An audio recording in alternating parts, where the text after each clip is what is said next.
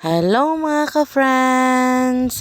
A day in my life as a chubby mommy na may 3 anak na babae. Sa oras nito mga ka-friends, nag-aayos kaming pauwi ng Bicol. Nakabihis na nga ako dyan mga ka-friends kasi pipick upin daw kami ng alas 10 ng umaga.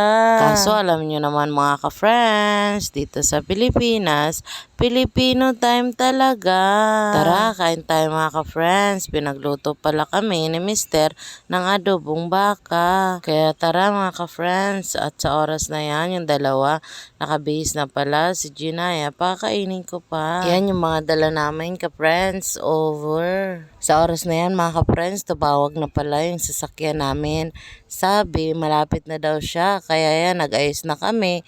At nag-jacket na yung mga anak ko. Kaya ready na talaga kami para sunduin niya. Kaso mga ka-friends, yung alas 10 naging alas 12. Oh no, at nasundo nga kami alas 4 ng hapon. Kaya si Mister umalis na ng alas 2 ng hapon kasi papasok pa daw siya. Sa oras na yan mga ka-friends, natulog na muna kami at si Ginaya nakatulog na, kakahintay at pahiga-higa lang mga ka-friends. Paano ba naman ang aga namin nagising? Tara, samahan niyo ako mga ka-friends maghintay ng sasakyan. Mga ilang oras na nga mga ka-friends, dumating na rin yung sasakyan namin. Tara mga ka-friends, samahan nyo kaming magkarga ng mga dala namin. Oh no!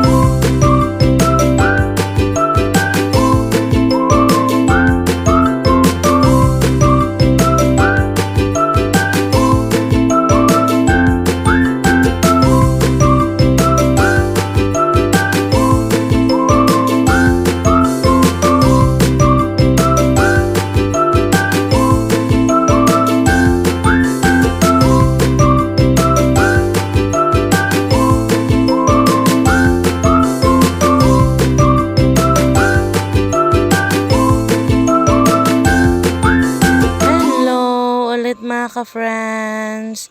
At sa oras na yan, nakaalis na nga kami sa tindahan mga ka-friends. Pagpasensyahan nyo na ang voice over ko mga ka-friends. Sadyang puyat pa kasi ang inyong ka-friends, kaya parang lutang pa yarn. Shout out pala sa driver namin kay Kuya Chris Ian Tumagos. Hello sa'yo! Salamat sa kalakasan sa pagdadrive mo. Salamat sa Panginoon sa pag-ingat para sa atin sa biyahe natin pa Bicol.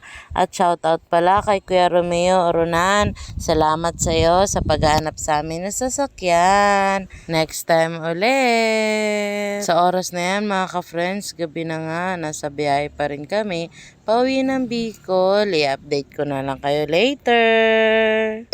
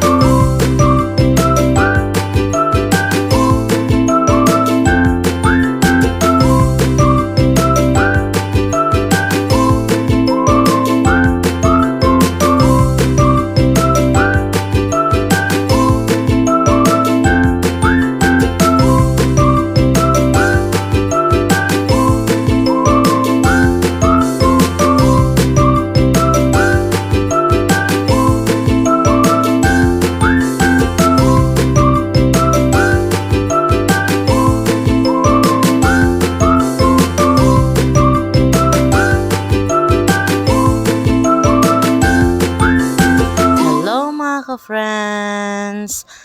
Nag-stop over nga kami mga ka-friends sa oras na yan. Kanina nagpagasolina kami, siguro mga alas 10 yun ng gabi. Kasi nagising kami, nag-full tank yung driver. At sa oras na to ay alas 2 ng umaga. At nag-stop over kami para mag-almusal at naihina rin yung mga kasama ko mga ka-friends. At kumain nga kami dyan ng lugaw at cup noodles. Sa pagkaalam ko mga ka-friends, tinanong ko ng driver kung nasan kami. Ang sabi niya, nasa norte daw kami sa Tabugon. Kalahati pa lang daw yung nararating namin papunta ng Bicol. Pero bago pala dun sa video ko na nag-full tank yung driver, ay kumain muna pala kami sa sakyan. Kasi nag-stop over siya para kumain. Ayaw na namin lumabas kasi nasa gilid ng kalsada ang daming sasakyan. Kaya may baon naman kami. Kumain kami mga ka-friends. Siguro mga alas 8 yun ng gabi. Hindi na ako nakapag-video mga ka-friends kasi nagugutom na ang ka-friends nyo. Tara mga ka-friends, samahan niyo kami magbiyahe pa Bicol.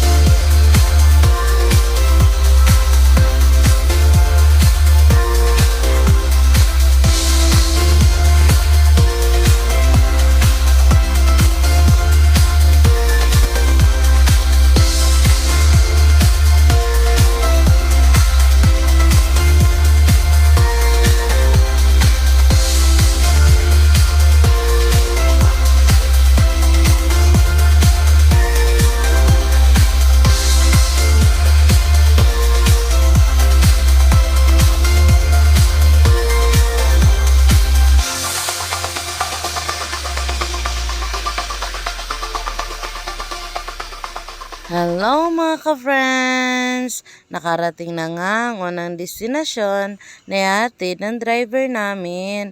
At sa pagkakaalam ko, sa Tirik-Tirikan to mga ka-friends, sa Iriga. Kasi pag galing namin dyan, nagdiretso na kami ng Kinuartilan. Dumaan kami ng Buhi mga ka-friends. Diretso ng Santa Isabel, Buraboran, Itaran at diretso na sa Kinuartilan mga ka-friends. Tama kayo sa narinig. Kami ang pangalawang ihahatid ng driver namin. Grabe, naantok pa talaga si Ginaya.